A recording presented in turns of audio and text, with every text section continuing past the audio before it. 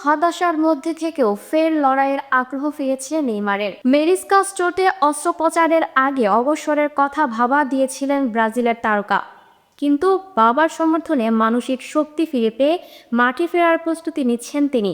বিস্তারিত দেখুন প্রতিবেদনে।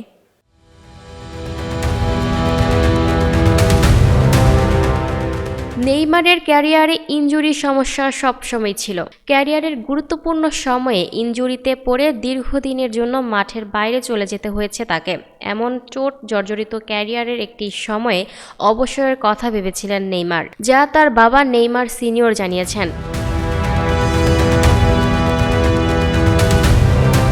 বর্তমানে মেনিসকাসের চোটে ভুগছেন নেইমার। গত মৌসুমে গুরুত্বপূর্ণ সময়ে সান্তোসের হয়ে মাঠে নামলেও পুরোপুরি সুস্থ হতে পারেননি তিনি। গত 22 ডিসেম্বর তার বাঁ হাঁটুতে অস্ত্রোপচার করা হয়। 33 বছর বয়সী নেইমারের অস্ত্রোপচারের আগের মানসিক অবস্থার কথা এক সাক্ষাৎকারে তুলে ধরেন নেইমার সিনিয়র। তিনি বলেন, মেনিসকাসে চোটের খবর গণমাধ্যমে ছড়িয়ে পড়ার পরেই নেইমার মানসিকভাবে ভেঙে পড়েন। ছেলের বাসায় গিয়ে তার সঙ্গে কথা বললে নেইমার বলেন তিনি আর আগের মতো সামলাতে পারছেন না এবং অস্ত্রোপচার করলেও আদৌ ভালো হবে কিনা তা নিয়ে সন্দেহে ছিলেন।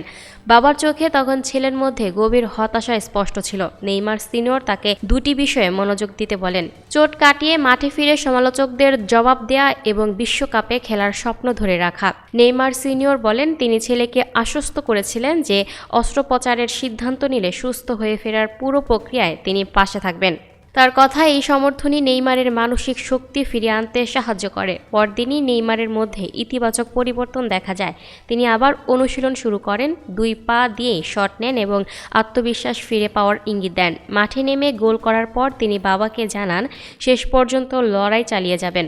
ব্রাজিলের হয়ে 128 ম্যাচ খেলে রেকর্ড 79 গোল করেছেন নেইমার। ব্রাজিলের এই পোস্টার বয় খেলেছেন 3টি বিশ্বকাপেও।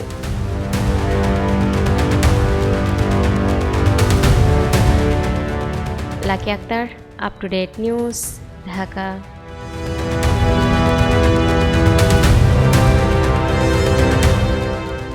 প্রিয় দর্শক, এই ছিল আপ টু ডেট নিউজের সর্বশেষ আপডেট। পরবর্তী আপডেট সবার আগে পেতে চোখ রাখুন আপ টু ডেট নিউজের ফেসবুক পেজ এবং ইউটিউব চ্যানেলে।